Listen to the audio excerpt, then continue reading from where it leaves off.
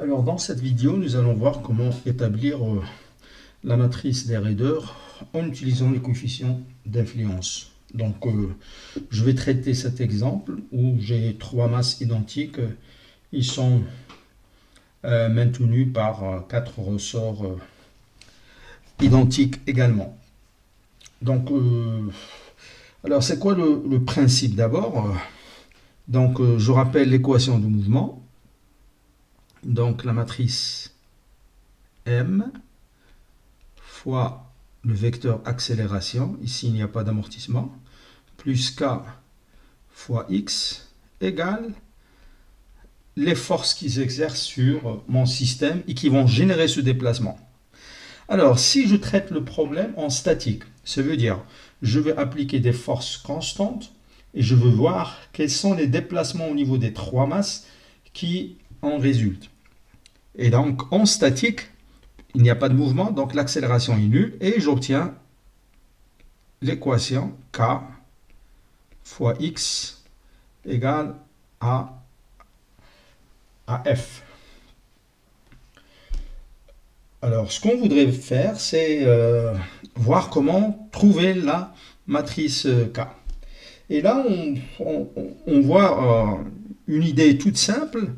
Si j'applique un ensemble de déplacements connus et que la force qui est sentie soi-disant par les masses est connue, je peux en déduire la matrice K. Par exemple, si j'impose comme déplacement 1, 0, 0, ça veut dire je vais appliquer un déplacement unitaire à la première masse, je bloque la deuxième masse et je bloque la troisième masse. Donc ma matrice, c'est une matrice 3 x 3. Quand je vais appliquer cette matrice, ce déplacement, pardon, je vais trouver qu'au niveau de la force, plutôt de la première masse, j'ai une force F1, au niveau de la deuxième masse F2 et au niveau de la masse 3, F3. Et en fait, en analysant la situation, en fait, je vois que ça veut dire, pour que ça soit vrai, les forces que je trouve en fait correspondent à la première colonne de ma matrice K. De même, si j'applique un déplacement 0, 1, 0, ça veut dire je bloque la première masse, j'applique un déplacement unitaire à la deuxième et je bloque la troisième, je vais trouver la deuxième colonne, etc. Donc voyons voir maintenant comment on peut analyser les forces et donc trouver ce vecteur F qui s'applique aux différentes masses. Donc voilà le premier cas. J'applique un déplacement unitaire, donc x1 égale à 1. Je bloque la deuxième masse, donc x2 égale 0. Et je bloque la troisième masse, x3 égale 0. Donc maintenant, ce ressort-là, qu'est-ce qu'il applique comme force sur la masse? C'est une force, je rappelle, de rappel. C'est une force qui s'oppose au mouvement. Donc lorsque j'impose un déplacement unitaire de gauche vers la droite, en fait, le ressort, il tire, il empêche ce mouvement. Et on sait que la force de rappel, c'est x1 fois k.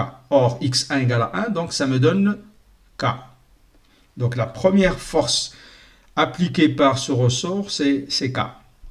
Maintenant, pour le deuxième cas, cette extrémité est aussi immobile, puisqu'on a immobilisé la deuxième masse. Et là aussi, si je déplace la première masse vers la droite, en fait, le ressort, il pousse vers la gauche. Et de la même manière, la force qu'il exerce, c'est K fois x1. Or, x1 égale à 1, donc je trouve K. Maintenant, c'est quoi le bilan, si vous voulez, des forces qui s'exercent sur la première masse? C'est 2 fois K. Donc la première force qu'on vient de trouver, c'est la force qui est appliquée à la première masse. Et par conséquent, nous avons trouvé le premier élément de notre matrice, 2K. Alors maintenant, c'est quoi la force qui est transmise à la deuxième masse? Attention, le déplacement est nul, mais la force n'est pas nulle. Donc, je pousse la première masse vers la droite. Ce ressort-là, en fait, il va transmettre la force K fois X1 dans le même sens. Et on voit que cette force et la force que nous avons considérée tout à l'heure, ils sont opposés. Et par conséquent, j'en tiens compte en mettant un signe moins devant la force, moins K. Maintenant, ce ressort-là était mobile, cette extrémité, parce que M2 était mobile, M3 est mobile. La force qui est transmise par ce ressort, c'est K moins X2 moins X3 qui est égal à 0. Donc en fait, si je bloque la deuxième masse et j'applique une force, ou bien la force qui va être créée à cause du déplacement de la première masse, ne va pas arriver jusqu'à la troisième masse. Et donc j'ai 0. Donc voilà la première colonne de ma matrice. Alors en fait, je peux d'ores et déjà, puisque ma matrice elle est symétrique, je peux dire que j'ai trouvé aussi la première ligne. Alors voyons voir maintenant. Et en fait, je peux aussi anticiper. En fait, on va trouver moins K moins 2K moins K0. Pourquoi? Parce qu'en fait, la première et la troisième masse jouent un rôle, le même rôle en fait. Le problème est symétrique par rapport à la masse du milieu.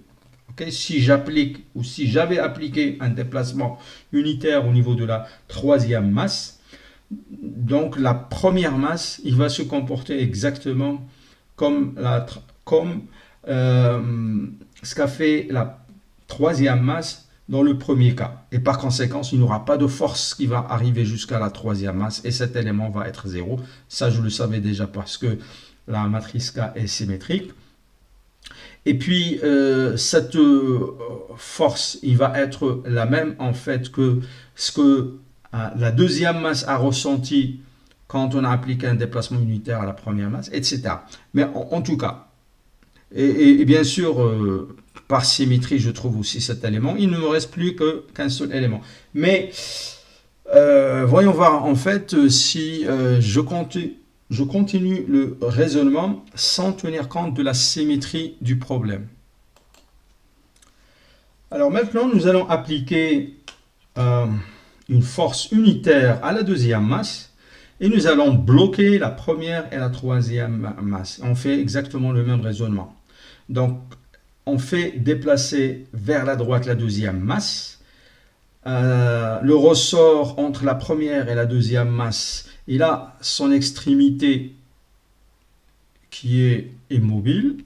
Et par conséquent, il va appliquer sur la deuxième masse une force de rappel qui est K fois X2, et X2 c'est égal à 1, donc c'est K, et opposé au mouvement.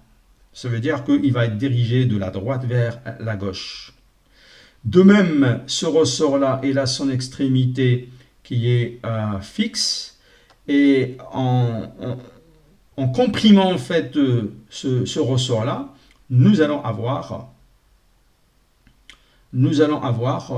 une force qui est la force qui est transmise de la deuxième vers la troisième masse, il va être dirigé dans le même sens du mouvement. Puisque là, le ressort, il va transmettre cette force.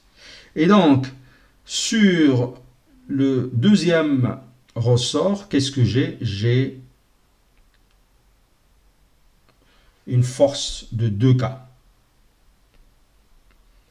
Et puis sur la première masse, en déplaçant la deuxième masse vers la droite, je vais avoir une force qui se déplace dans le même sens et donc qui va être opposé à la première. Donc si cette force-là est positive, la deuxième, et ça on le savait déjà, il va être opposé, il va avoir un signe opposé, c'est moins K.